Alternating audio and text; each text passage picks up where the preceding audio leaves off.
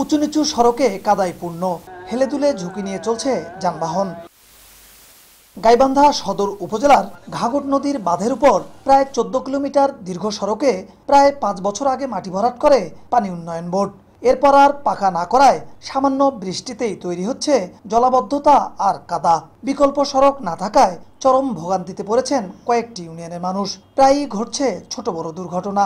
এ নিয়ে বিভিন্ন দপ্তরে অভিযোগ করেও কোনো সমাধান না পাওয়ার অভিযোগ স্থানীয়দের।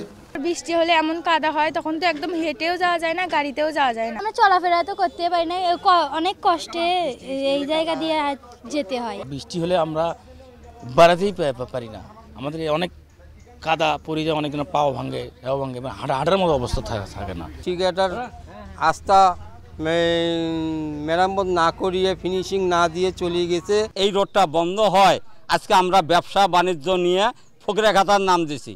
তবে শীঘ্রই ব্যবস্থা নেওয়ার আশ্বাস উপজেলা প্রকৌশল বিভাগের। জন দুর্ভোগের কারণে আমরা এটা একটা প্রকল্প প্রস্তাবনা সদর দপ্তরে প্রেরণ করেছি। প্রকল্পটা প্রক্রিয়াধীন আছে। প্রকল্পটা অনুমোদন হলে আমরা প্রয়োজনীয় ব্যবস্থা গ্রহণ করব। সদর উপজেলার খোলাহাটি ইউনিয়নের মিয়াপাড়া থেকে কামারজানি পর্যন্ত কয়েকটি ইউনিয়নের লক্ষাধিক মানুষ প্রতিদিন সড়কটি ব্যবহার করেন। বিপ্লব ইসলাম, সময় সংবাদ, গাইবান্ধা।